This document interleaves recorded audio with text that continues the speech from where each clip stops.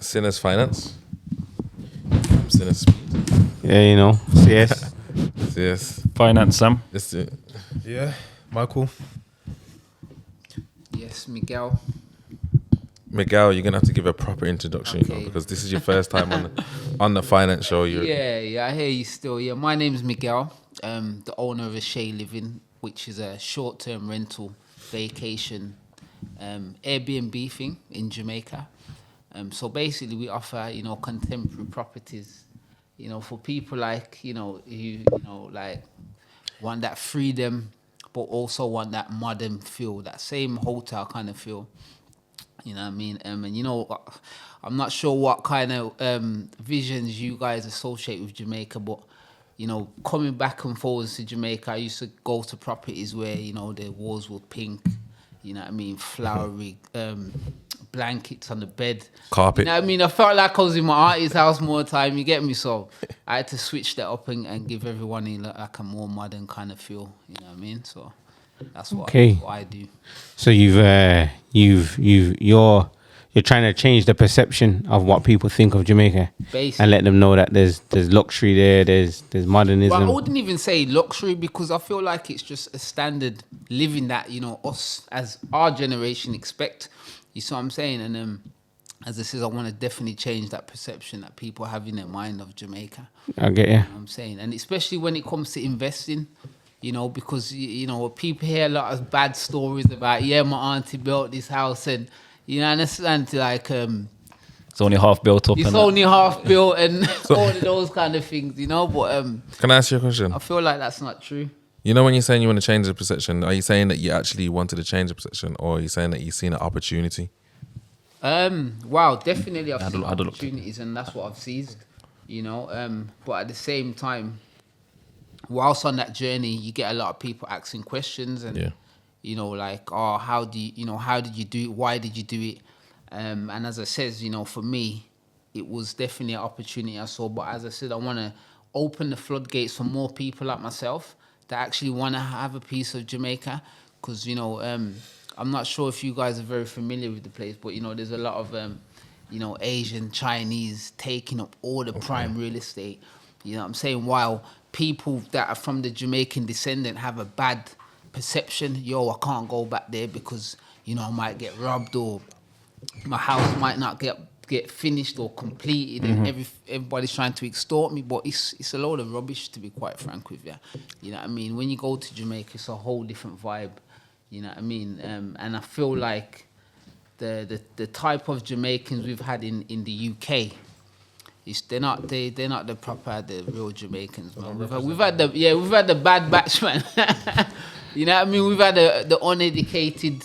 What we had the yardies. Yard man, them. Yardies. Yeah. But when you go to Jamaica now, you find the real ones, the proper loyal ones. Proper spoken, well educated. Okay. You understand? So are you originally a yard man then? No, man. I'm from the UK, bro. You know what I mean? Born and bred in England. You know. Okay. My parents are Jamaican. Yeah, so that's more interesting now then. Yeah. My parents are because Jamaican. it gives a bit more context. That obviously you're born from here, but you've got heritage over Jamaica, but you've took a step out. Then you get what I'm saying? Because of course, like definitely came out the comfort zone. Yeah. Because obviously maybe your family are from there, but you're not from there. So yeah, man, hats off to you, man. So for you, it's time for bombs and all them things there. Yeah, man. Real talk, man. Anyone that invested elsewhere, even if you got family there, it's a big movement. So you know what? Sorry, go on. I was gonna say I want to get into the mind of that though, of coming from here, and then even like figuring out or deciding that you want to invest over there. You get what I'm saying, and maybe even relating to the environments that you was around here. Do you get what I'm saying? So obviously you might have grown up a certain way. The way, I'm gonna assume from the way that you talk. Obviously, I've just met you today, so I'm gonna assume from the way that you talk that you've got affiliates. You get what I'm saying? You come from similar backgrounds. All right, safe. Before we get into that, let's just set the tone in it. This is 2023. We're in a new year. Obviously, we've been doing these episodes. You get me? Took a long time to get back into this thing. I'll just say that. You get me? Yeah. There's been definitely some flipping hurdles that we've had to get over. You get what I'm saying? But we're back in it. Gym. Get me, Speedy's opened up the gym. You know what I'm saying? Yeah, but there's been hurdles with the podcast as well. Just this platform that we're building. You get what I'm saying? Okay. Some of them. Boy, you know that episode about team building. Get it off your chest, man. Boy, We ain't gonna talk about internals on the show. But trust me, there's been conversations, and it's just about everybody. it's about upping the levels. Bro. Yeah, upping the levels, and everyone playing to their strengths, and then putting themselves in uncomfortable situations and learning how to adapt to them. And you get what I'm saying? And get into the money. So what you need it's to a new realise. year, How to and it's monetize. a new focus, and you get me. We just wanna get to it. You know what I'm saying? Have to get to it, Which man. is right, which is right, brother. And that's it, you know what I'm saying? You Remember, talk directly into the mic. Okay. Yeah. You can lift it up and bring it to you if you want to. Yeah. Okay, no problem.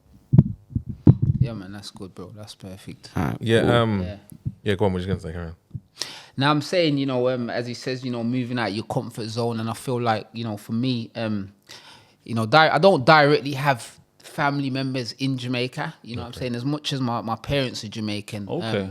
You know what I mean? I didn't go off the back of them. Do you see what I'm saying? Because they live in a total different parish than where I actually invest. Where are you I'm investing? saying. So I'm investing in Ultra-Risk. Okay. So Ultra-Risk is like the tourist destination for Jamaica. You know what I'm saying? Like you got, you know, Ultra-Risk, you got Mobay. But you know, for me, Ultra-Risk is like the main place for where it's tourism. popping. Yeah, because you know you got Duns River, you know you got Mystic Mountain, you got all the main attractions. So yeah, as it says, I kind of went there off the back of my own. You know, I didn't really, you know, say I had a few friends that, you know what I mean, were doing their thing, but I didn't necessarily go to meet them, and I just, you know, saw the opportunity. And yeah, this made it happen in a nutshell, you know. But you're making it sound easy. How do you even spot the opportunity? When did this journey start? That's what I'm saying. I want to know the mindset of even getting to there, or even breaking down the fact that I'm gonna take a trip and try to find myself some kind of Yeah. So let me give you a little, you know, a little insight of how it actually started. I used to always go to Jamaica, you know, as a kid growing up. You know, I used to go and see family and whatnot. And, you know what I mean? As I grew older and I started to get my own money, I still always had that connection. Do you know what I mean? Because, you know, when you go to Jamaica, for me, it's freedom. You know, like, it's just freedom. Like, you see people like myself, like, doing big things. Like, you know, like, you see them big, massive houses on the hill. You see man pushing their big trucks, you know. People have got their licensed firearms. It's just freedom, you know. You get pulled over by the feds, like, yo, what? Go on, wait, buy them a drink. You understand? And you're moving. You see what I'm saying to you, bro? Yeah. So, like, for me, it's like freedom. So, you know, as a grown man now, I'm saying, yo, I love yard. Like, I'm going to yard. I'm, you know, popping bottles. You know, doing stupid stuff. You know what I mean? And then eventually, I started to wake up. As I got a bit older, I started to, you know, get into properties in England. I used to buy properties from the auction. When was this? This was wow. What year was it? Yeah. Wow, this was what, say 2014, should I say? Okay. You're from Birmingham? Yeah. I'm actually from Birmingham. You know what I mean? So I've always actually been into properties.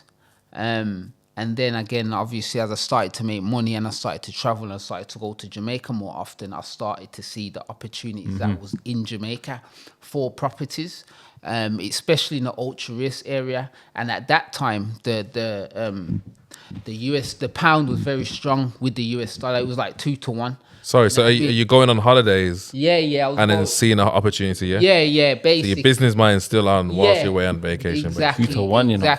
Exactly. And as I says, the pound was very strong, you know what I mean? 2-1, bro. That seems like a long time ago, man. Literally, you know what I'm saying? So, you know, and again, I kind of, because I was always going to Jamaica, I was like staying with at the hotel, and then I was staying with family and friends. But I'm not sure if you guys are aware that in Jamaica the hotels are very strict. Like, you can't really have visitors. Nah. You know what I mean? If you're a person that's just on like a proper vacation, then it works for you. But if you're somebody who's got connections and probably want to have some friends come over, or like girls to come and check you, it's gonna be a problem. So I started to hear about Airbnb. You know what I mean? And then, you know, and I started looking on the sites and I was seeing what they was offering, the properties that they had, and all of them just like my auntie's house, just, you know, crazy colours and this. I'm thinking, hold on, carpet on the floor. hey, this, you know, I can't stay in this, like, this ain't my standards, you know what I mean? So I thought, you know what, possibly if I bring my perception and my standards, they might just like it, you know? And then obviously that's when I started to look into properties and seeing the prices, and then I thought, you know what, the numbers stack up on what they was obviously going for, and, you know, what the nightly rates were and so forth. And then I found my first deal, you know, which was in the heart of Ultra US. Actually, it was like, it was 65,000 US. And at that time, it was 2 to 1. It was like, no, it cost me about, all in all, it cost me about 45 grand pounds. How is the process different from buying a property in the UK to buying it in Jamaica? I wouldn't say the process is different. It's just more long-winded. They ask for more information. Yeah. And I feel like because more longer here or more longer there? No, in Jamaica. Okay, because okay. remember, Wow. their systems a lot outdated. Like, they deal with a lot of paperwork, you know what I mean? You can't really do online signatures and all that type of thing. You have to just be there and sign. Okay. Yeah, you have to be there and you have to get are you saying it's long-winded because of the outdatedness, or are you saying it's long-winded because maybe the checks that they go through, or yeah, that's what I want to know. No, it's long-winded because Just they're the long, paperwork. and it's just long because it's it's just their systems. Obviously, over here, yeah, you're gonna get checked to see how much you're earning. You're gonna check to see if you can pay the payments, the interest, Let me ask this another way then. yeah. Really and truly, if you're buying in Jamaica, if you got a bit of cash there, is bad credit an issue, or can you slide through? It's long. No, you know what? To be honest, they do ask for your UK. They basically work off your UK credentials. Can you buy a man a drink? So if I don't know about that part still. You can't. You know what it is? Your credit's your credit. At the end of the day, your credit's your credit. Anywhere you go, you see what I'm trying to say. But at the end of the day, it's just like if you've got a lot of debt behind you, say you've got credit cards or whatever, they don't really like that. You know what I mean? But again, you know, if they think if you can convince them that you can make the monthly payments, then yes, they will probably bend a few rules for you. So they can be convinced. Yeah, of course. It's not like here where computer says no, sorry mate, I can't even do it. Nah. There's always in Jamaica, where there's a will, there's a way, and I feel like where there's a dollar sign, you mean? Where there's a dollar sign, that's Well, I don't think that's going to be just for Jamaica though. I think that's going to be for a lot of countries that third world countries. Undeveloped. Yeah. The reality is though, I was speaking with a finance broker today, and the reality is it made me just realize, like, even here, like, if you've got enough support behind you, enough assets, enough of anything behind you, credit and all that kind of stuff, there throws out. Yeah. To secure this, to secure it, exactly. That's all that really. That's what it matters. And again, you know, as you says, it's the same here. And for me, I feel that, you know, to be connected, like here, it's like hard. You see what I'm saying to you? But to be connected in Jamaica, it's like, yo, like you know what I mean? Like the doors just open, like everybody, like as soon as they see, you know, what you're about and they're feeling your energy, the doors are open for you. So I'm saying, yeah. You know what I'm saying? Like, I take out my bank managers for lunch and dinner, and you know what I'm saying? That's You got that personal relationship, and that Easy, doesn't necessarily work like that here. Exactly. Anymore. Exactly.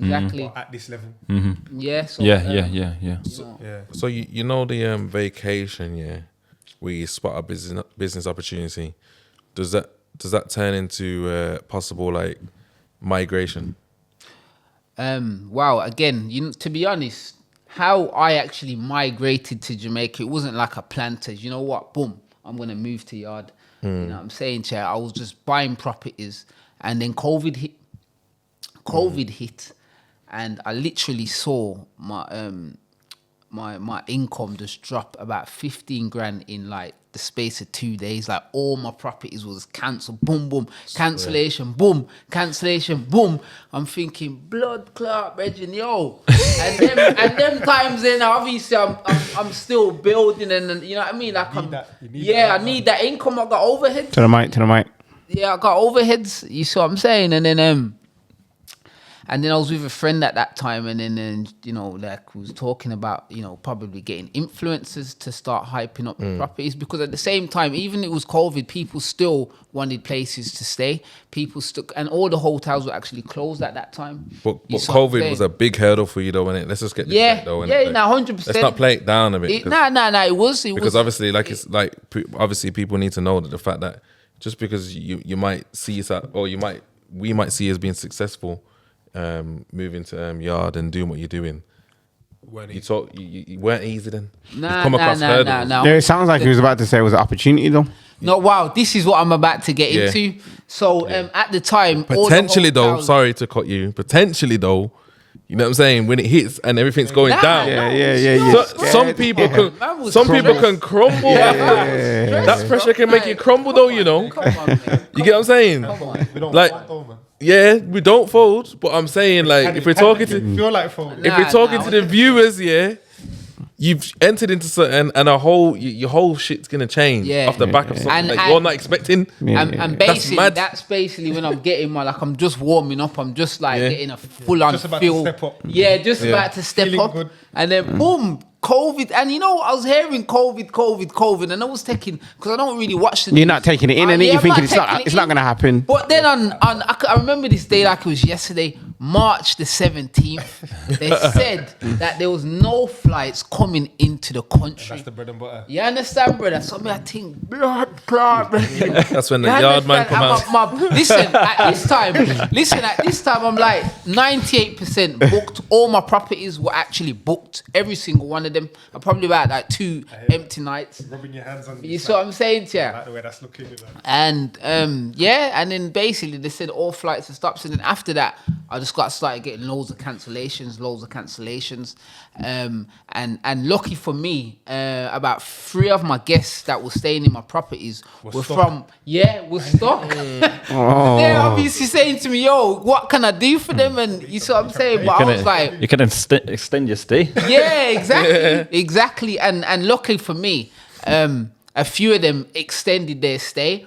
And go? And they was actually from the UK, you know, so they had no chance of getting back to England. You know what I mean? And then I was speaking to my friend, and then she would say, you know what? I think we can have a go here, you know, because you know what? People still need hope. People still need to get away. Do you get what I'm saying? I think this is probably about a month after we were into COVID, where everything's quiet, the streets are quiet. I've never seen Jamaica because you know Jamaica's always vibrant. I heard it was mad out there, man. Yeah, like it was, like it was quiet. Beats, like taking man off the street, like yo, what you doing out here? Yeah, but and then obviously all the hotels shut down. And it was like, you know what? I swear down, we can still have a go here, you know, because there's nowhere for people to go.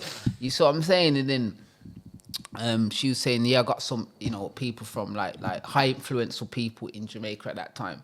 And then we basically invited them over to one of our properties.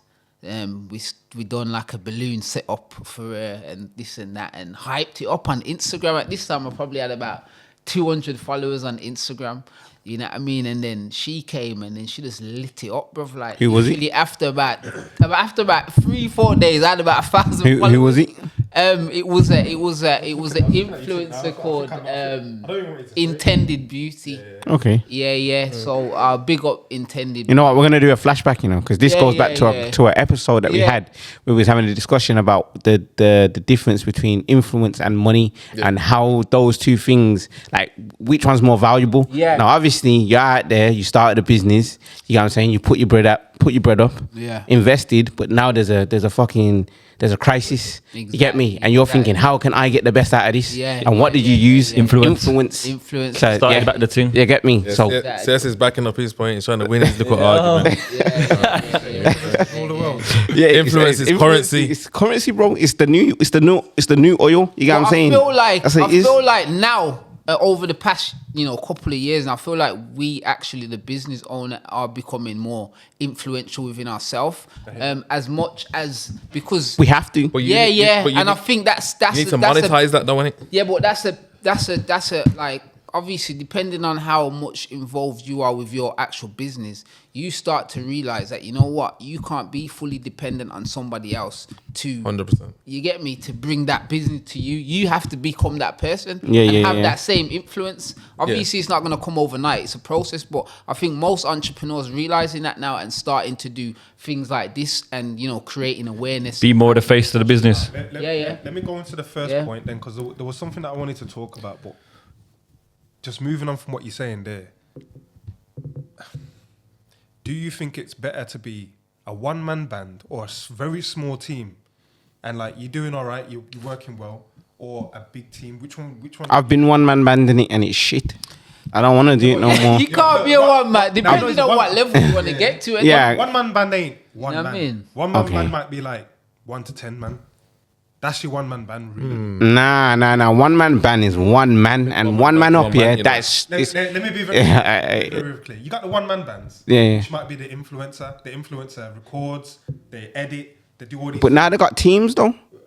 Yeah, go on. One-man band, they might just get a couple people on a Fiverr and all them kind of things. Some bobs, and they're making like 5 bagger posts. That's a one-man band. But the margins are very high, very strong. Because they got nothing to pay out. Because they do a lot of work themselves. Then you got, the next level up, you got like the 1 to 10, like a very small team, but they're doing very well, like turning over at M, you know what I'm saying? Like they're doing okay. But then there's that thing where, would you rather be the small team and like you got like good margins, or would you rather be like a team of 100 and you're doing okay, but now you got to deal with I'd rather the small team because you're more agile. Like I would like having like bare employees that you're responsible for and having a hierarchy of staff members and that. I wouldn't want that. More control. It all depends on the vision of the company. But the thing is, true. but the long and short of it is just depending on, obviously you're always going to start off a one man. Yeah. And then, you know what I mean, you have to grow. But you know what though? All of them can merge though. Yeah, of course. And You that's can be a one-man band in a small team to be the goal. and a big network. That's supposed to be the progression ladder. Of course. Yeah. I'm trying to say A one-man But it all depends on the small team, the vision of the company. in a big Really. network. Some company might not need the 100 Break that members down. I want Speedy to break that down. One-man band. Small team and a big network. Break it down. If you're a one-man band, you have your own stuff going on, what you have to bring to the table of the small team. And now in the small team, you have to add value to that team, which then adds value to the network. You get what I'm trying to say? So it's not just about working into the team. You have to hold your own value. Why are you in that team? What's your position? The team's not a team unless each individual has an actual role in it. So that role makes you a one-man band, but you're part of a team, which, you know, ultimately goes into a network. Well, let me ask you this. For the visions that you've got in life, do you feel like you ever need to have 100 people working for you? Yeah. Okay.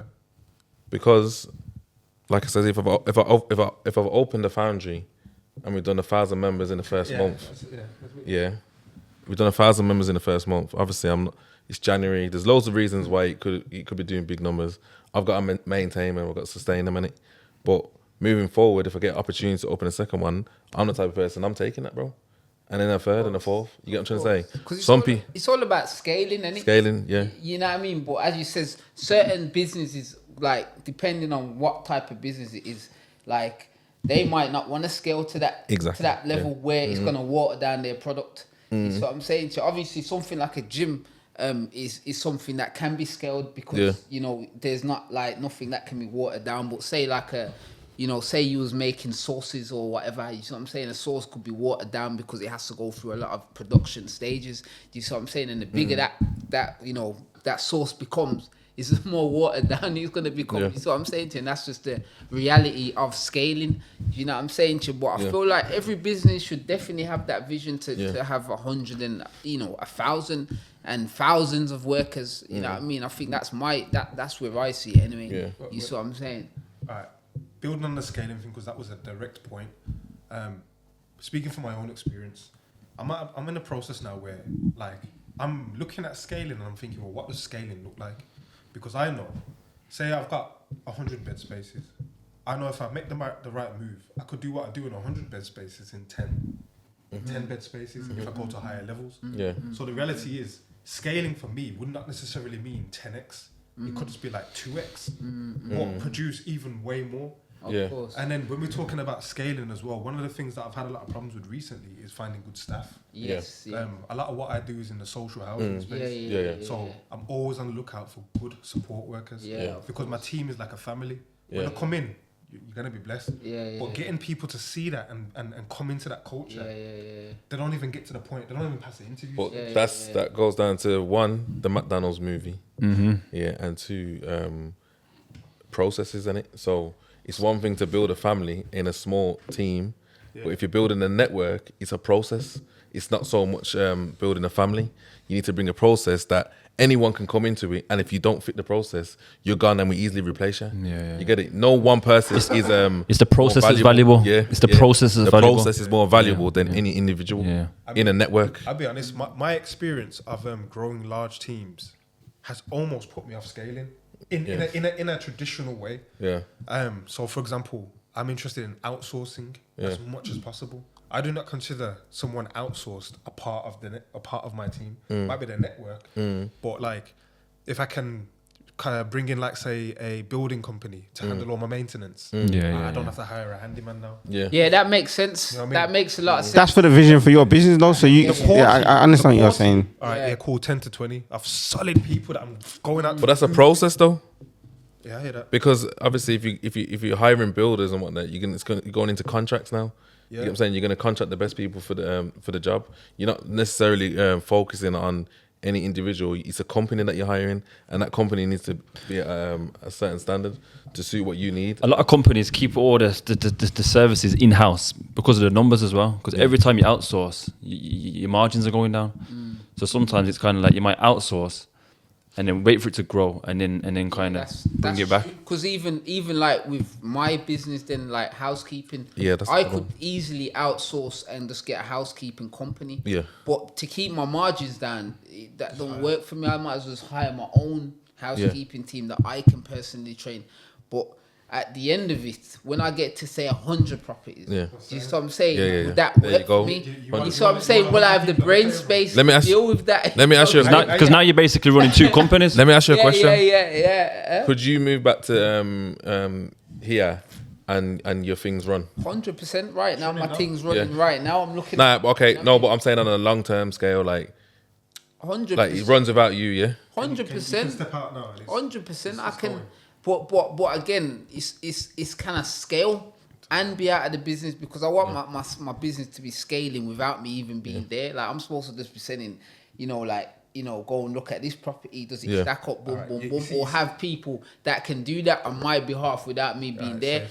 And I feel like that is obviously going to be the second challenge. It's to scale as much as it can run without me, but kind of scale with me being involved in the business. As you mentioned that, like, for me, I'm probably like 1 foot in, 1 foot out, the day-to-day operation of the business. I can probably be there part-time and be on WhatsApp that other half of the time, and things are okay. But it wouldn't necessarily grow. What knowledge do we need to have a business that will not only run without you, but grow without you?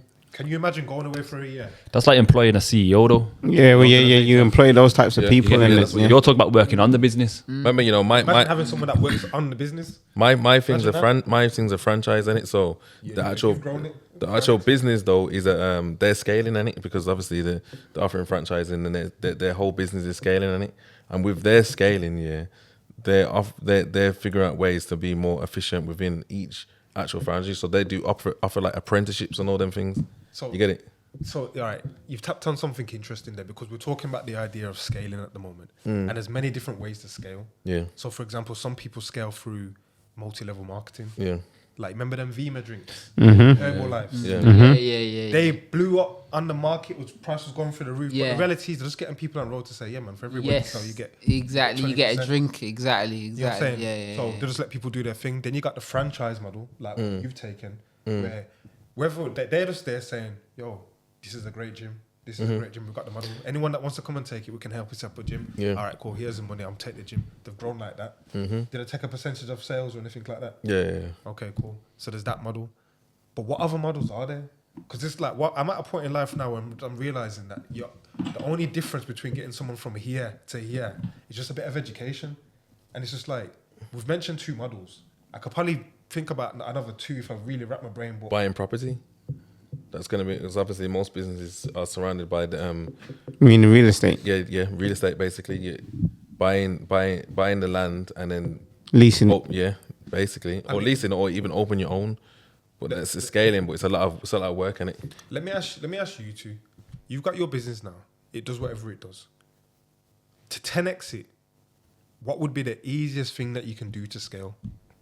Someone comes and says, "Listen, I can wave a magic wand. We can speed up the process." But what's the easiest thing that you can do to scale? With the podcast now, if we was to scale this, it's having more editors, more production team, more staff members, so we can run shows. So you see, like you lot come in today, we was at the back of one show in it, but imagine if we got a next show running tomorrow, and then after that show, there's someone already there to edit it and chop it down into small pieces. So quicker turnaround. Yes, quicker turnarounds and filming and creating more consistently. Content. So that's how we would scale. You get what I'm saying? Because the more content that we can push out, the more that the business and the views is gonna grow. So scaling for you is more production. More production. Production, yeah.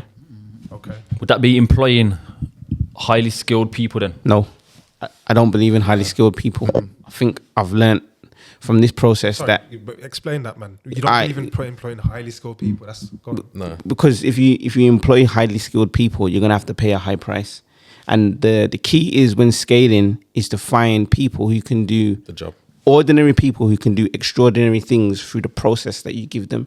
Okay. That's the idea. I like that. Yeah, so creating a great process. Finding ordinary people who can do extraordinary things because of your process. Because of your process. Yeah. Did you just make that up? Nah, I never remember. I can't. I've heard that somewhere. Yeah, you know what? You know when you read it, you read the E-myth, man. That's the E-myth. Exactly, the E-myth. You get what I'm saying? The E-myth. But yeah, you get what I'm saying? Yeah. Exactly. I need to go read that again. Yeah. But like that whole book is about scaling, isn't it? Like I come to realize with my thing, man, not own a business. I just own a job. Yeah. Like nothing's not happening unless I'm doing stuff in it. And you got to bring people in, but you got to figure out how to bring them in. Yeah. You get what I'm saying? How do you motivate? The person that's doing the processes, they have to become highly skilled to make the processes, because that's why most small businesses don't work. Exactly. Because the processes, the struggle to make the processes. They are the process, and that's the problem. Yeah. The process ain't. And then because they get so attached to the actual business itself, they don't even trust anybody. Exactly. Yeah. They feel like it's only me that can do it, and that's it. You know what I'm saying? And you really have to give up that that attachment 100 to that business, what you're trying to scale. 100. You know what I mean? You've got your situation. Let's just say whatever it is that you consider to be what you do right now. How do you 10x that? He's mentioned production. I need more production. I need to turn around things quicker.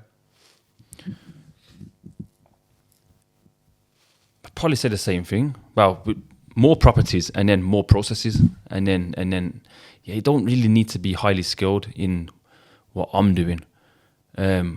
More VAs, more. Yeah.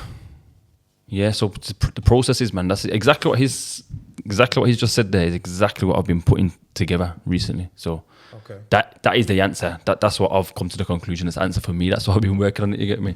Okay. Might as well throw it to the last two, man, because the way that you're talking, it kind of goes nicely into the next section. You get me? So how do I 10x? How do you 10x what I'm doing right now? It can't just be an opportunity for a gym to come up and I've just done that. You can't just like do that hard slug all the way. It's low. Obviously, if you're gonna do one, you're gonna have a higher, like, let's just say, staff turnover, and you're gonna be more focused on what goes on there. So you got to reduce ways of making it more efficient. Yeah, lower the budget on certain things, but higher the efficiency. You get it? Like I says, like with stuff like apprenticeships and all them things, you can get cheap labor, but managerial situations that overlooks what's going on. You get what I'm trying to say, and make sure that it runs how you need it to run, and then move on to the next one with that. That's a key point that you just mentioned. Like what I said about like not spending money on the best talent. Like leveraging what it is that you already have. Like you have to remember, like everyone around the table has obviously got experience in what they do, and there's other people who are trying to come up that are looking for experience. So you can leverage that experience to get people in your business. You get what I'm saying? Apprenticeships. With apprenticeships. And that's one thing that I haven't realized, you get what I'm saying? Like, and you see me, I've been reluctant to do that because I would never want like another creative to feel like I'm taking advantage of them. But I've come to realize it's not advantage. I've literally got experience and things and situations I can throw you into that there's people out there that are dying to be in. Like the other day, I brought an assistant with me on a shoot, you get me? And like, he's looking at it and, It's valuable to him. Bro, mad valuable. You know, it's like what we were talking about just before we started, taking advantage of certain situations, but trying to make a win-win for each person. Like you can easily take advantage of that and have them wiping off your camera lenses and setting the ISO settings and that. But that's a mug off. Yeah. Exactly. The reality is, yes, you've got to do that. But guess who you're gonna meet? Guess what you're gonna see? Yeah. And just having integrity in it. Like, I know in my heart, I'm not trying to take anything from him. I'm literally trying to give him an opportunity. You get what I'm saying? And he realizes that because really, you're not gonna be in this building. You're not gonna be around these people. That is the essence of, you know, when someone says, "Bring me in, blood." But the thing is, though, you know what I've realized as well, being you know, obviously trying to do this thing myself as well, that when they get to that point, then they definitely get. Sometimes they can get a bit too big for their boots. 100%. Yeah, they can. You know what? But that's the problem to scaling. Yeah, exactly. That's the problem, though. Yeah. You're gonna face them. You're never gonna find you. Yeah, you're never gonna find you. But getting gassed and that's why it's a process, and then though. You start giving them too much compliments, and then it goes to their brain. You know what I mean? And that's the next thing. You understand? Yeah, I get ya. Tactical in how you manage that. You know that. Of course. But hear what you're saying, though. Hear what you're saying, because that's a bad example. But also a good example is an apprentice that can see something good in what's going on and tenfold what you're doing. You get what I'm trying to say? Because it's not bad for them. It's not even bad for you, but you're gonna have to move on now because that person's gonna leave what you're doing. Of course. And continue. It might even be competition. Of course. Do you get it? Yeah. But as I says, I don't mind that. You see what I'm saying to you? But at the same time, I don't like. Yeah, you might not mind it though, but someone else. His competition might even blow you out the water. Wow. You get what I'm saying? You know what? The more competition, The better though. I think everyone wins when there's more competition. Everybody wins. Yeah, 100%. It makes you move more official when there's competition. 100%. And it's a natural instinct. You get what I'm saying? Yeah, it's like in our DNA that like you know when someone competitiveness. if you see your livelihood as like someone's threatening your livelihood, you're naturally gonna try and go harder. 100%. You get me? Which is a blessing. Yeah. It's not like you're hating, but you know it's a blessing because it's motivating you to do better. There's a range though in it, and then obviously there's that person in the middle that, you know, is willing to work on the air, and because they don't have the ambitions to go further with what you give. They're happy with what you give them. You get me? So there is range. I think that comes back to Mike's part in terms of like you said, like you're just happy with the team that you've created. You get what I'm saying? But there's ways to bring more people in. But if they're not doing the job, you can replace them, and it doesn't have to be headachy. You know what I'm saying? Like, so within all of this, one thing that I haven't heard anyone really mention is tech.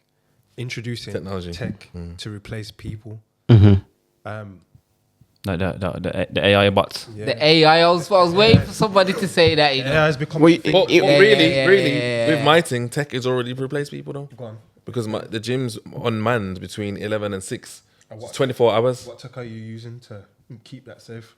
So basically, just cameras, and you have to fingerprint to get in and codes to get in the door, and the gym's manned.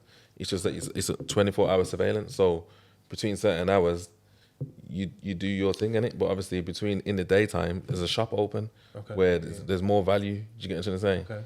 So, but you still need somebody to watch the cameras, though, innit? When obviously it's been left. You know. Yeah, you do it. Yeah. Wait, you know what though? You know what? You see the point that you made about tech, and how you're saying like, do you feel like tech is going to replace jobs? Is that what you're trying to say? 100%. But you know what it is though, bro? Tech just creates new jobs. It doesn't replace. You get what I'm saying? So it replaces the one job, but there's a new opportunity for something else. You get People me? definitely need to be aware of it and start. Yeah. I think that, you know, as much as, you know, as people are getting worried about this AI thing, that, human connection is always going to be unbeatable value. You get what I'm saying to that anybody can get. So those I don't know, man. I think we have to be scared, man. You know what I mean? Those personal touches. It's just leveraging the tech to scale your thing. People always want to have that personal touch. It's not even in your business. I've seen man that like got the chatbots going on the WhatsApps. Yeah. The boiler's not working. Hi there. Have you tried to automate repressurize it? Yeah. And but you know what? Necessary? No. But the funny thing is that you know what? As much as they always still want to pick up the phone and talk to somebody. Do you see what I'm saying? So now but the AI is getting so serious. You don't know. You think you're talking to someone. Pick up the phone. You're talking to I've had calls. I'm saying, yo, are you a robot? Yeah. Yo, did not answer. It's crazy. But no, as I'm saying to you, I think that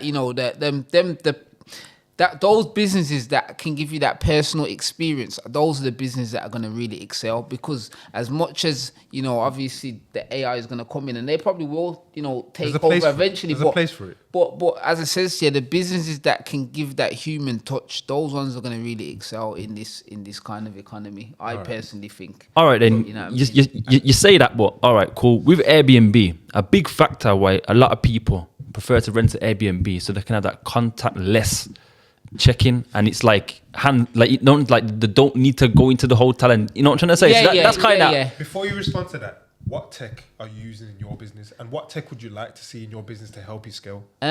So I actually use an automated messaging service. Okay. Where if somebody messages automatically, a message goes straight out. If they ask a certain question, an automated message will go out straight away. Templates, auto response templates. Exactly. So but I feel like for me to actually scale, or what I'm doing now is scaling, is I have to have somebody who actually thinks a little bit like me, who could do the viewings, who could design the properties.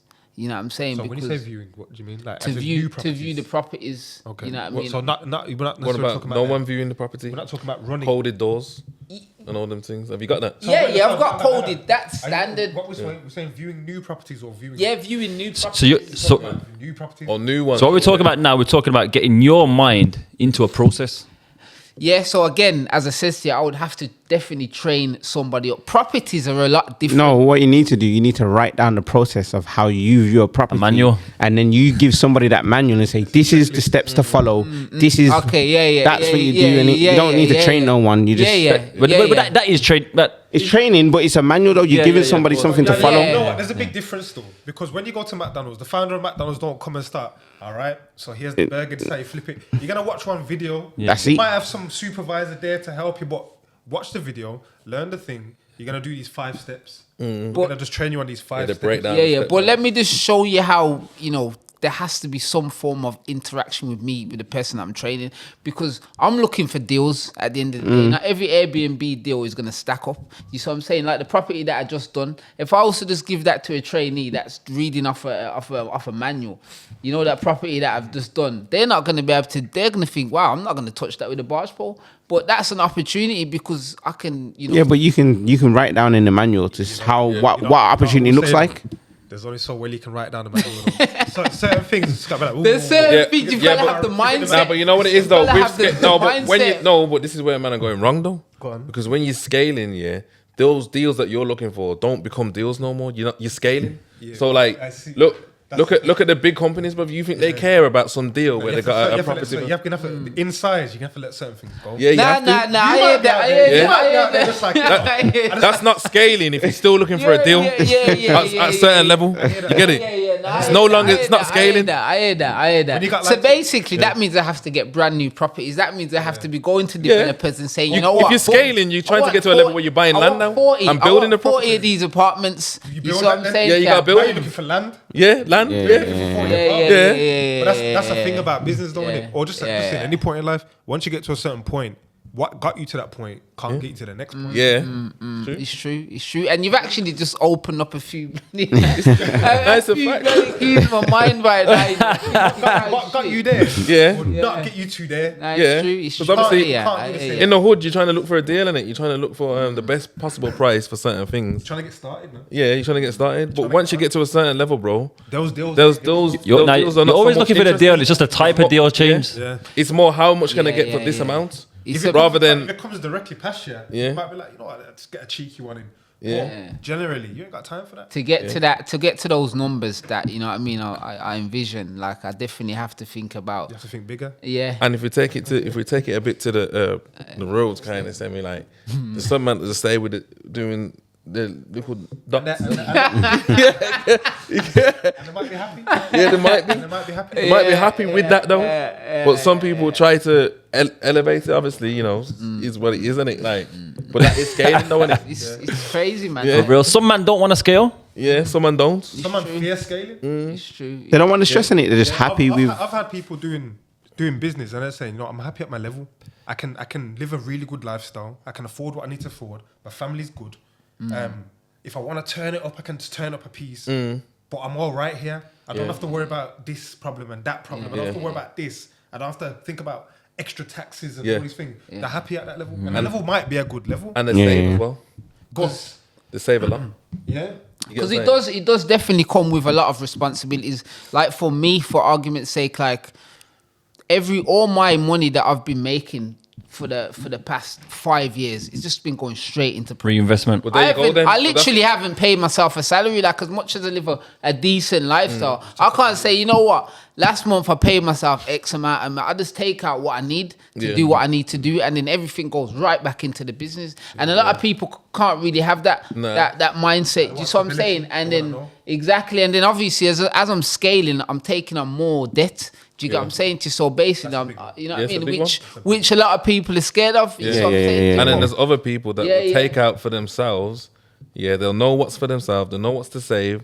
And they'll keep with the same things and keep going with that same process. That process don't change. Let me ask you this then, because one of the things that I put down, I just wrote it I was just writing quick, was FU money and showing true colours. That one was Sam inspired that one, and was talking about getting to a point where you can be yourself. I guess everyone approaches business differently, and I would say yourself working in Jamaica and doing your thing, you could probably just be yourself. Whereas in certain other industries, you kind of have to dress up who you are. 100%. To appeal more to people. And again, that's a part of the freedom that I get from actually living in Jamaica. Do you know what I'm saying? Being around my own people. You don't need to change too much. Nah, I can be who I am and I'm accepted. Do you see what I'm saying to you? And I'm also valued a whole lot. Let me ask you a question. A whole lot. Let me ask you a question. Yeah, you know when you're saying you're being yourself. Yeah, you know when you're going to meet someone who's coming to move into a property and like, are you being your English self or are you being your other self? Like, Nah, what's yourself? Are you good morning, sir? Bro, Or is it yo? Bro, I'm telling you straight. I'm like, Are you even meeting people? No, man, 100%. Like I've done it. Okay, Not to say I'm doing it right now, but you know, in the early stages, and even now, if I have to check in a guest, of course, I will check in a guest. The person who you was in the very beginning, you had 1 yard, you're doing check-ins. All right, now you're over here. You don't even need to do a check-in. If someone calls in sick when you're back home, though, you might do a check-in. Yeah. Are these two different guys, right? You know what? I'll just do anything that I need to do. Do you know what I mean? And the thing is, with me, I've done everything. I've done laundry. I've done check-ins. I've done cleaning. I've done it all. Yeah. So nobody who I bring on my team can tell me anything. I feel like that's important. What to expect. Important. Do you see what I'm saying to you? I know the pressure it takes. One of the biggest factors in this business is laundry. Is doing their linens, mate. I'm telling you, bro. That shit's headache, mate. I'm telling you. And I've done it for myself. You see what I'm saying to you? Yeah, I've got a couple of Airbnb. What's headache about it? It's just like there's a couple of things that can go wrong, man. Yeah, and you know what? you have to dash away things. And also, you know, stains in linens. People just don't want to see them, and if you can't get them out, things have to get dashed away. You get me? Does it have to be white? Everything. All of my stuff is white. Why does it have to be white though? It's hospitality. People just want to see cleanness. White means clean, innit? You can't hide. Yeah.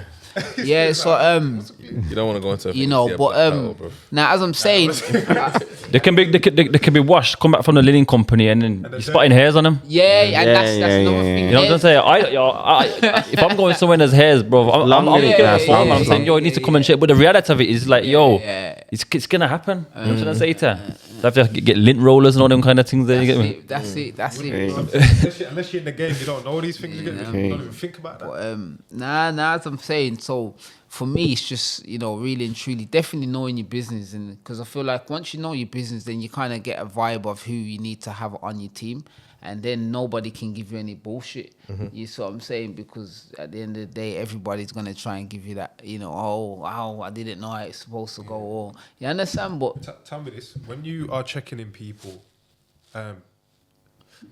everyone has a different approach when they're the owner of a business. Like for me, with my clients, unless it's like a landlord or someone that I'm actually doing real business with, I'll just say I'm a manager. I'm just one of the managers. I just pop in like, who are you? One of the managers. That's it. Do you like to let people know that you are the owner? It all depends. Of course, sometimes it definitely does, because like if a guest has a complaint and then I go around personally as the owner, they appreciate that, because the owner has actually taken the time out to come to talk to me and, you know, go through the issues that I might be having. Do you see what I'm saying, Sha? And if it's a fire yard thing, you're definitely the owner too. Innit? Yeah. So I wouldn't even say that, you know. And another time, you know, it's people like, because remember the business that I'm doing, I attract. Because I built this business for myself based on my expectations, based on, you know, like, you know, my kind of generation. So a lot of the people that I'm doing is like us in this room. You see what I'm saying? So it's easily to get onto their level. And then when they see me pop up, like, bro, I thought it was probably some Spanish guy, especially when they see the name Miguel or Eshae living or whatever. You know what I mean? They'll be thinking it's somebody else. But then when they see me, like, bro, like, yo, my man looks like me. Or it adds, you know, it gives them that belief that, bro, I can do this myself. And, you know, at the end of the day, I'm here to inspire as well. Not just myself, just like anybody who else that wants to get into this space. Because, you know, I can't do it all by myself. You know what I'm saying to you? So recently I've been giving a lot of tips on my Instagram about, you know, obviously the do's and don'ts, and, you know what I mean, Airbnb tips and so forth. Is it you just buying properties out there, or you what about rental? Yeah, so basically I've been buying properties, and to be honest, the buying properties is a slower process. So I feel like the rent to rent thing is something that I really want to get into, to scale, as you said, to get to those numbers, to get to those hundreds and 200s and whatever.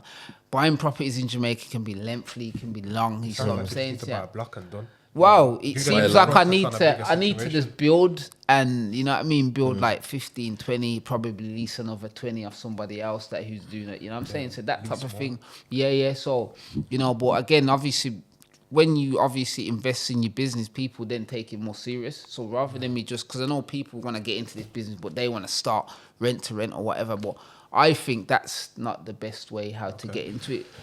Being in the hospitality business, would you say that one of your visions then is to own a hotel? Or do you look at it completely separate? Because it is separate. Yeah. I feel like, for me, I feel like Airbnb is just a platform that I'm trying to use to get into other areas of properties, and also get into other areas that I want to get into myself. And it's just another platform for me to expose myself and get myself out there and try to add value, whether I'm educating people, whether I'm giving people nice accommodations for affordable prices. You know what I'm saying? It's just another way for me to get myself out there, and especially in a country that I'm not known.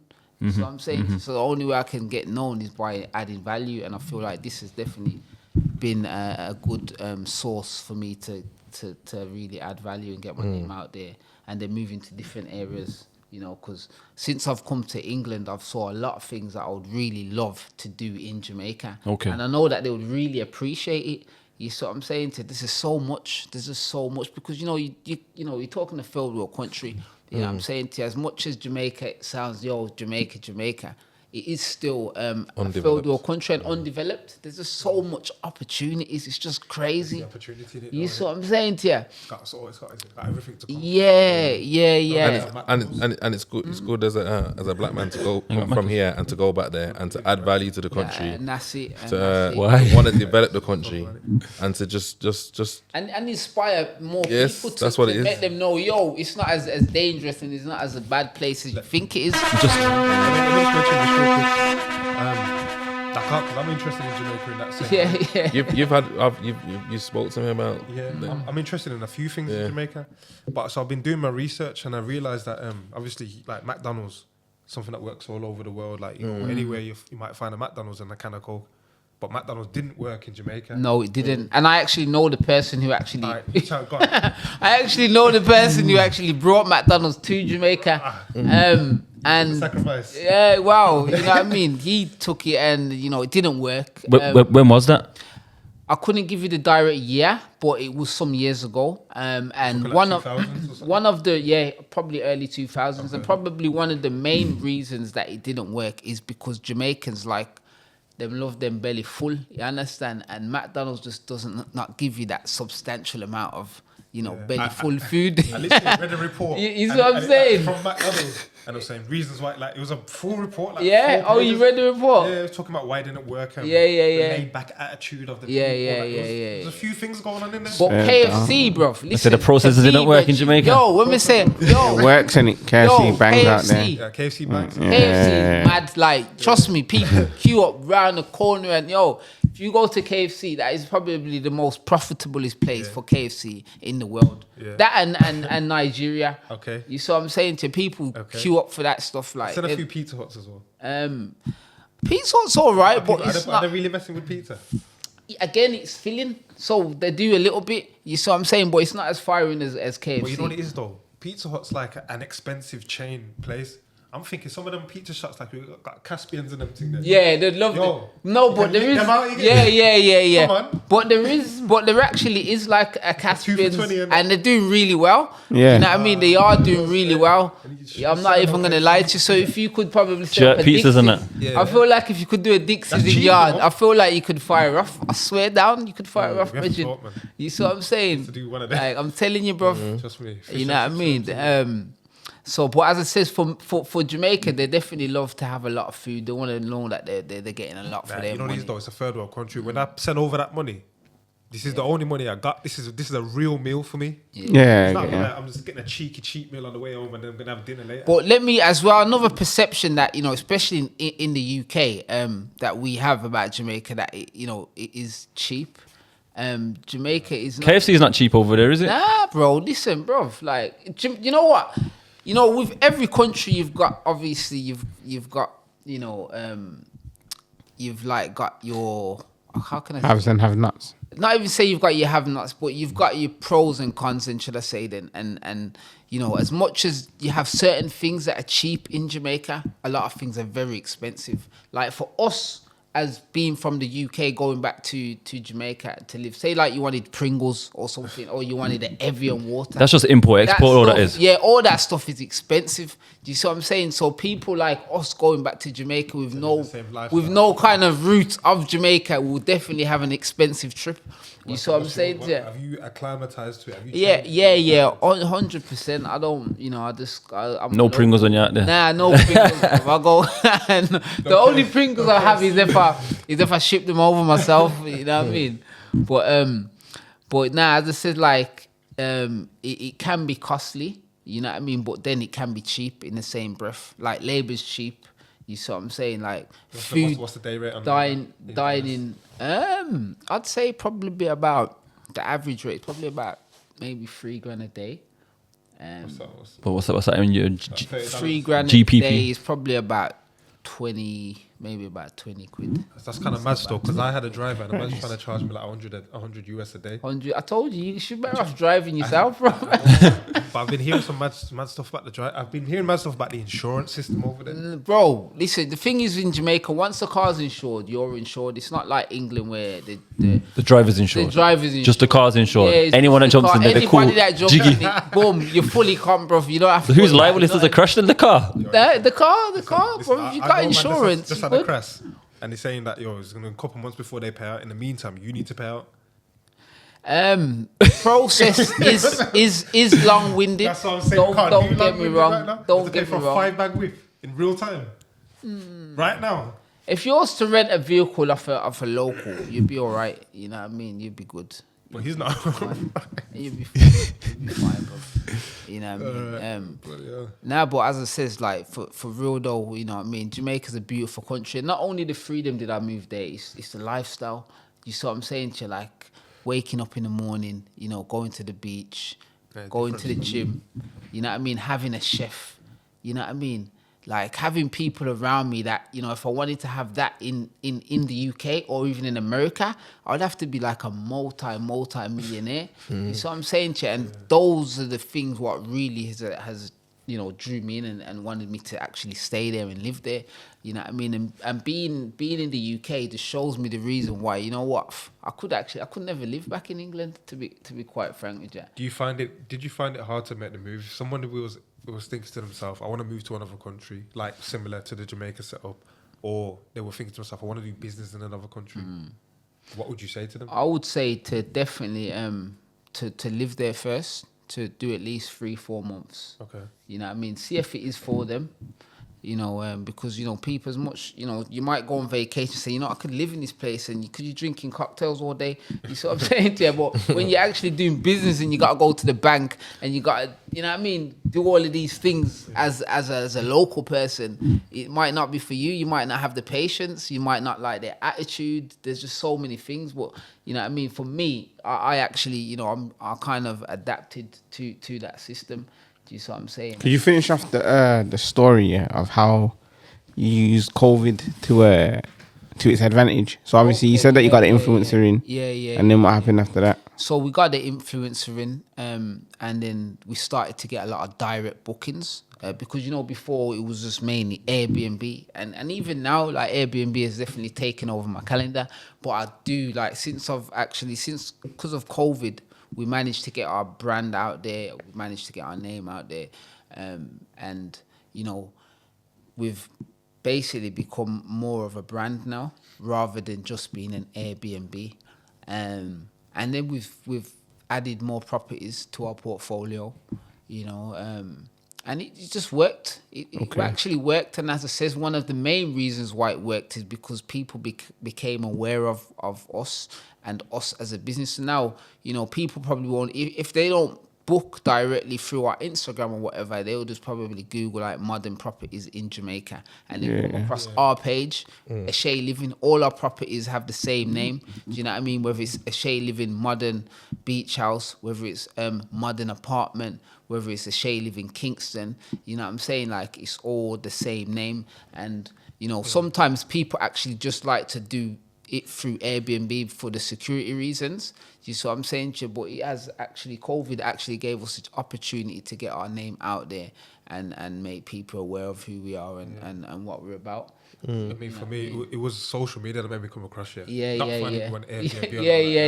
So wait then, so how do you, I thought you two not brethren from? I don't even know. You know It's crazy, bro. I only recently just linked up, but I had seen him on social media and like I saw one YouTube thing one time and just generally looking at just like UK people doing their thing in there, and I don't know what video it was. It's on YouTube, man. Yeah, because even like again during COVID, you know, I met up with this guy he's got a big YouTube following, and he's like, yo, bro, like, come man, and we want to do it. We just met up organically, like we were just walking, because, you know, at that time, everybody was just like kind of just doing their thing, you know what I mean? And we met up anyway. We started training together, whatever. He told me he does Airbnb. Obviously, I showed him what I do. He loved what I done.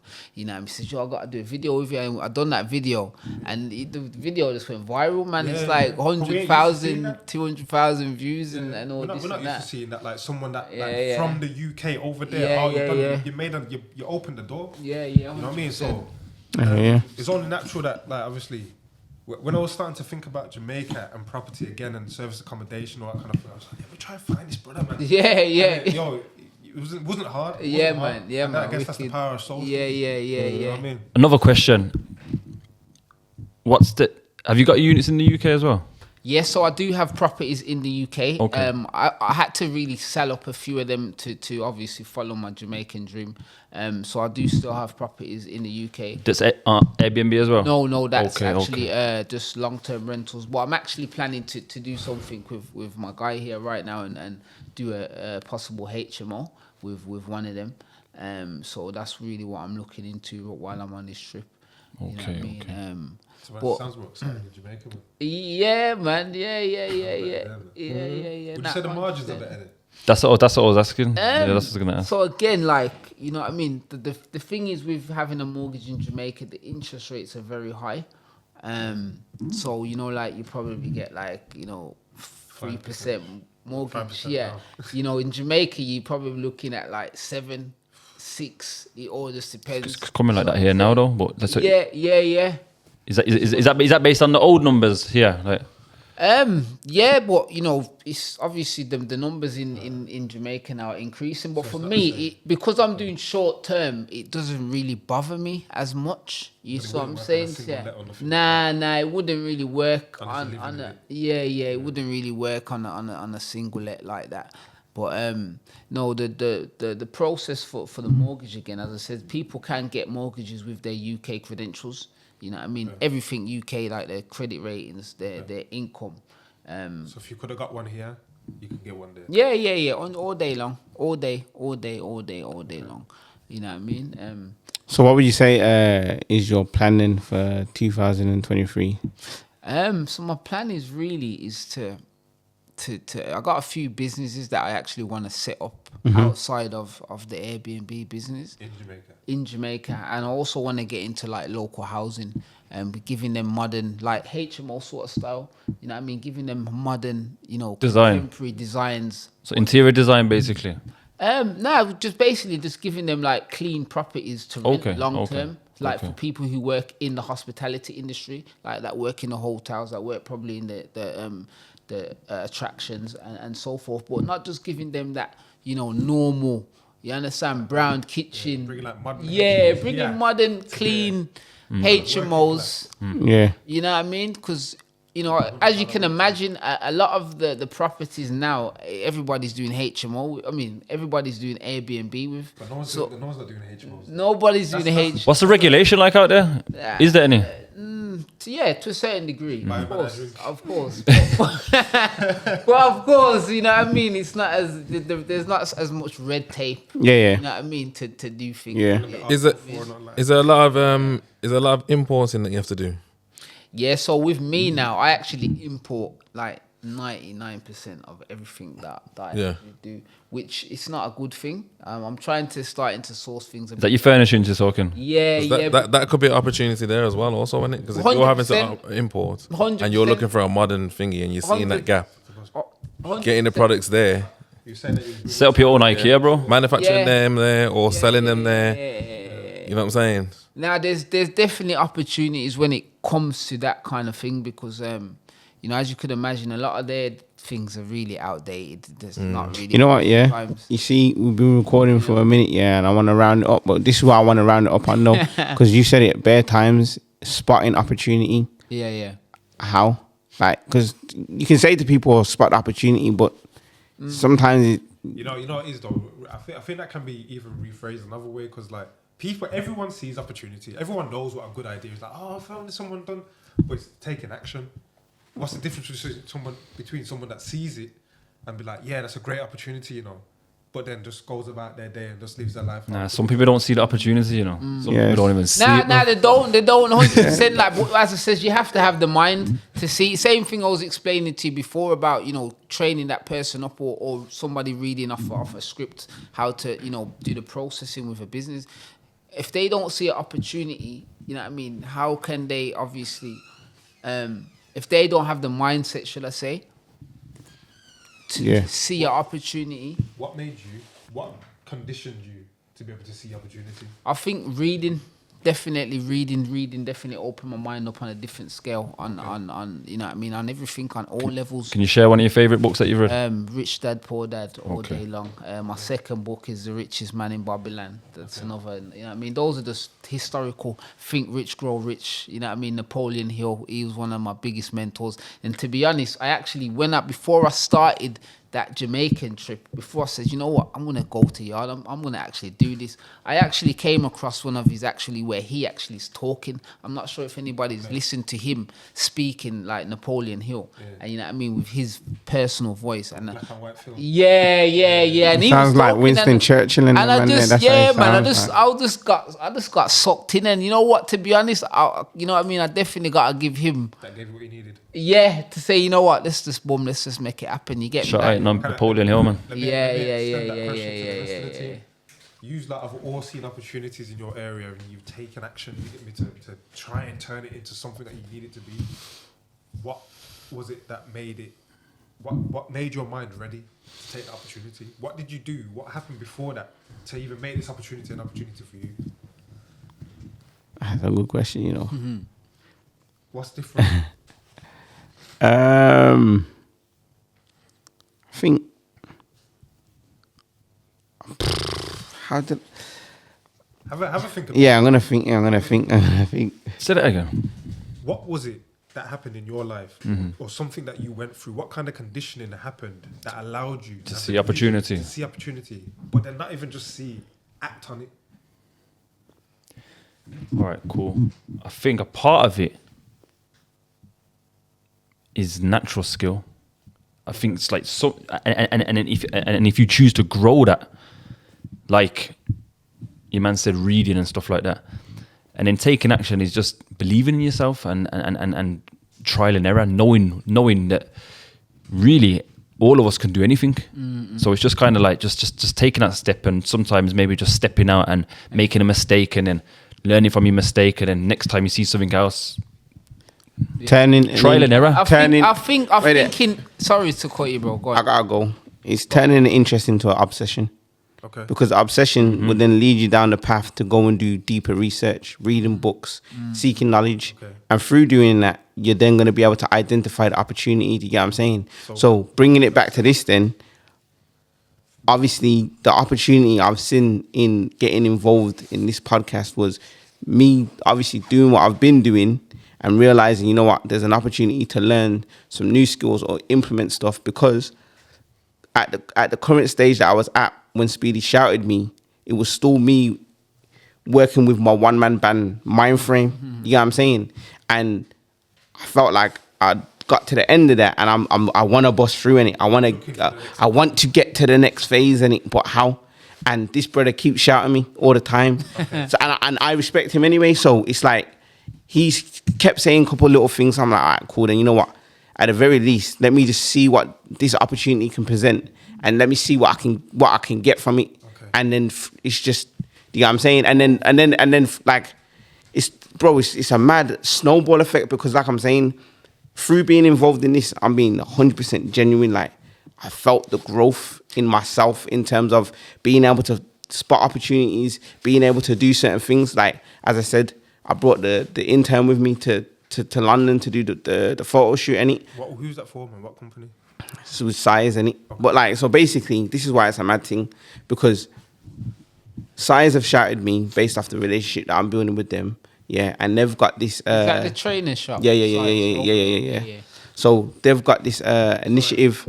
This is a big visual, that like cameras and photos and awesome. Content and all that. You get me? Awesome. Yeah. So Size have shouted me and said, "Oh, we need to film this initiative that they're doing with a university." But this university, it's one that's kind of sought after. You know what I'm saying? Like, I don't want to say the name because I don't think it's all on the wraps or whatever, but it's a top. It's a known university. You know what I'm saying? And I've brought the intern for the day, my assistant for the day. I brought him into the situation. They ain't coming into that normally. You're not, but I'm saying through doing this, yeah, my brain has opened up. So I'm like, all right, that's an opportunity. Do this, do that. Like, you've seen some of the content that we've got coming out, the social media guy. So every time one of those people DM us, yeah, Speedy will fob that off. You're wasting my time. You're looking for money. But I can see the opportunity in terms of there's somebody there that wants something, but let me see if I can channel their energy to get in the right thing rather than, to get me? And that has now proved to work. Stop asking me for 5 bills, man. There's a bigger bag. There's a bigger bag, and let's explore what you can actually do. Negotiation. And but it's just getting the best out of people. But that's a skill set now that I'm learning. You get what I'm saying? Let me ask you a question. So, is there anything that has actually inspired you? Like, have you seen any podcasts that has said, you know what, like I can see my thing getting to this level, Like. Nah, you know what? It's not. I'm not inspired. Don't get inspired. Not by podcasts. Or by somebody or something that that gives you that extra edge. Even in your field that you're saying, I would aspire to at least match that level or beat that level.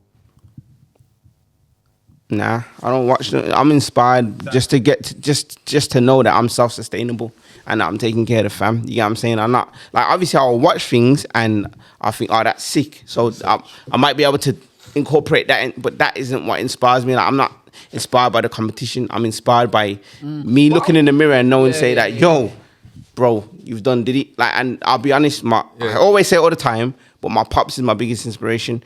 My job is to do better than him. So I'm in competition with him. I need to, at the end of my life, look in the mirror and be like, I beat you, bro. Like, done did it. You get what I'm saying? But that's what this podcast is, because obviously you're like asking a question like on the basis of is there a podcast you're looking at for this to be represented? You answer the question because I know you've got visions of. Yeah, but that's what I'm trying to say. So like with CS, him coming into this situation, it's not about the podcast, bro. Yeah. It's about the creativity and what he's going to bring to it, and the things that I know are going to get out of him that I don't see him doing then. Do you get what I'm trying to say? Yeah. So I know the creative mind and I know what's there, and I'm telling him, bro, like, you need to show who you are though, and you're not showing it though. You get what I'm saying? And now you're more to give, but now you're seeing it though, in little short form content, in little things. So I said it to him, I said, bro, obviously you started being the man that's recording everything that's surrounding all them things. I said, bro, that's not what you're here for though. You get what I'm trying to say? I didn't get that at first. That's what I'm saying. I did not understand that. I thought I was just being a workhorse. You get me? So I'm thinking, but it's not that though. It's leveraging your skill sets and understanding how to get the most out of them. Do you get what I'm saying? So how can I put somebody in position to do what it is that I can see that needs to be done? Out your mind, bro. Rather than me being the guy that's doing it. Because if you try and do everything, you're not going to do anything. You get me? You're just going to get the greatness out of people. Yeah, and get the greatness out of people for the greater good of the overall vision of what it is that you're trying to create. You get me? So that all goes back to scaling. Like, So all right, we're wrapping this up, and the final question is, what is it that basically separates people from not even seeing an opportunity but not acting on it, and seeing the opportunity to say, I'm going to go out on a limb here, I'm going to desire, risk, just desire. Though I'm saying risk, pressure, all of them things. Educating yourself, reading motivational content, things that help to build up your self-belief and let you know that I can achieve more. But it's desire though. It's all starts with, if you don't have that obsession, that desire, if you don't have that thing behind you saying I need to do something, where's it gonna come from? I would say that you've specifically probably mentioned desire, having that inbuilt thing that you're kind of born with, like you either got it or you don't. I like to think that people can develop. I don't think so. I'll be honest with you straight. To the mic. Sorry. I don't think you can. I think like you've either got it or you haven't. It's just one or two. Now, I think it can be taught though. I think some have got it naturally. People can be put in position to do the best they can. But when we're talking about like reaching the higher levels, and you're the pioneer, you're the leader, you're cutting down the bushes. I personally feel like you've either got it in you, and watch this then. Watch this. if let's say you know that your mum needs your help in it, like let's say there's something drastic and she needs your help, you're gonna do everything in your power to go and help her in it. So because like you're inspired, like you love her in it. So I'm saying if there's something that catches your attention and then you have that same level of obsession and intensity for it, you're gonna go and seek all of those things. You're gonna be willing to go through all of that. Everybody can generate that. But how They can. It's in everyone. It's in everyone. Yeah, but will you ever see come out? But how do you find that though? But okay, so the real thing is not everybody will, but everybody's capable though. Yeah. Everyone's capable. Everybody's capable. The reality is, but yeah, that's what I'm saying. Nah, but some people it's easier for them to manifest it, innit? But others, it comes out in different things like pressure, life experiences. What motivated you to push for the opportunities that you're pushing for at the moment? That's what I'm trying to say, bro. Like, I'm just a person that's always been under pressure, bro. I don't know if I put myself under pressure or not. You get what I'm trying to say? But that's just how my life has been, bro. It's just been pressure. So with that pressure, I've got to do things that maybe it might not be seen to be in my comfort zone or something that I want to do, but I have to. I gotta get up and do this. You get what I'm saying? Like, I don't believe in myself. I worked a job when I was 16, sports soccer. You get what I'm trying to say? Since then, my situation was I couldn't get another job. I was a carer for my mum. You get what I'm trying to say? So I weren't able to, where people are applying for jobs and going to work and do all these things, that weren't possible for me at all. Like, it might have been, but I didn't feel. I didn't want to take the pressure away of looking after my mum. So I'm saying I can't have a job. So what am I going to do in my life then? Just be a carer? I'm not a dickhead, bro. You get what I'm trying to say? So with that pressure, I need to do something alongside caring for my mum. But I don't know if that's wanting more that leads me to be who I am. But it's a factor. You get what I'm trying to say? Okay. So pressure of life. Pressures of life. To the mic, Mike. To the mic. Yeah. Pressures of life, having to force someone to have alternative ways of getting.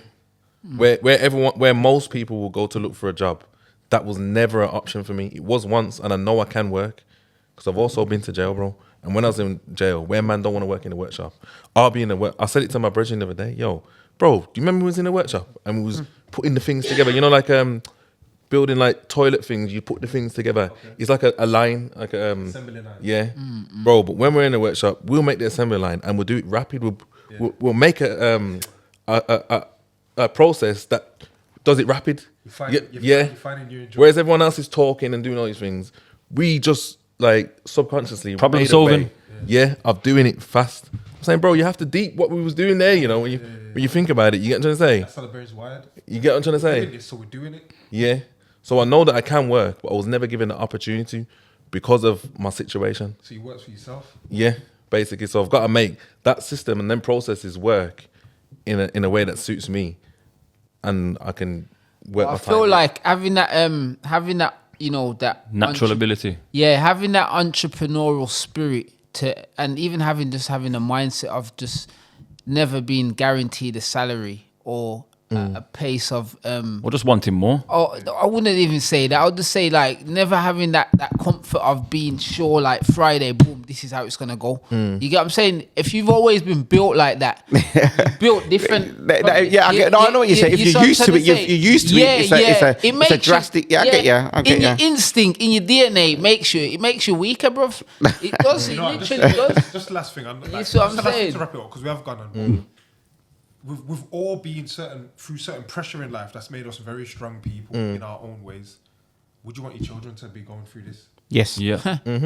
And you know what? The mad thing is that I had a conversation with my mate the other day, man, and you know, the same guy who owns Jameer, and we were saying, you know what, you know, obviously we've been through what we've been through, and you know, we're raising our kids, we're sending them private school and all this and that, but you know what, we're actually yeah, man, we done that, and you know what, the crazy thing is, he says, you know what, we're actually raising weak kids, because you know what I mean, you gotta put your children through. Obviously, like, and then guess what? It's just a new process, though. And then the mad thing is I was watching this guy on Instagram yesterday, and he did that speech where he talks about Go on. I don't want to. I don't know if you've seen it. I'm not sure. I feel like I have. Cut a long story short, yeah. This guy makes his kids, even though he's very ambitious and he's rich and whatever. He makes his kids work for stuff. So basically, on Christmas Day, he put all of these the child's Christmas, because the child was being rude or whatever. He put all of their Christmas presents on top of this high bloody building, so the child had to basically hike to go and get his presents. You get what I'm trying to say to you? I agree with that. And those are definitely things that I agree with. You know what I'm saying to you? And but the funny thing is that's finding the right partner that sees your views. You see what I'm saying to you? Because my partner now, she'll be like, yo, I'm like, why are you doing that for her? Like, she can do it herself. And she's like, oh, because your mom didn't do this and that for you. You don't want to do it for her. It's not because of that, though. Yeah, it's not because of that. It's a new process, though. But remember, you you never learned business from your parents, did you? So I didn't. It's a new world to bring them into, to keep the legacy going in it. So, like, it's not even so much you're gonna raise weak kids. You gotta make your kids understand how to keep this business running. If not this one, the next one. Generational wealth. Yeah. But I feel like definitely we have to find some creative ways of putting our children through some pressure. Form of, 100%. You know what I'm saying, Che? Because pressures is really what, you know what I mean? What makes the pressure creates diamonds, man. Exactly. All right. You know? We've got to wrap up. Is there anything you want to end on because you're the special guest for this week? What you need to tell people? I just Yard. How can they find you? How can the book? Well, you can find us on, Eshae Living. Obviously, and if you're coming to Jamaica or, anybody that's coming to Jamaica, we have the spots. We have the modern, clean, you understand? Like, we got you. Trust me. Home from home. Wait, you're going to make it safe? Wait, English plug. you're going to make it safe for man. You're going to make it safe for people. Come on, bro. Safe houses. Come on. Yeah, I got you. Trust me. 100%. You get what I'm saying? Like, everybody's good, man. And, you know what I mean? We're going to definitely be putting more content out there like this, where we want to inspire more people to get a piece of the pie, and make it happen, you know what I'm saying? And that's really it, man. So I really appreciate you guys for bringing me on board today. You know what I mean? No worries, man. I really appreciate it. We'll have to do a part 2 as well. Yeah, man, 100%, man. Well, I'm going to be here for a few months, so I'm sure we can definitely make some stuff work, especially when you come back from Jamaica, because you're actually going to Jamaica yourself. Yeah, man. So I'm sure you're going to have your own views, your own experience. I'll tell you whether it's live or Yeah.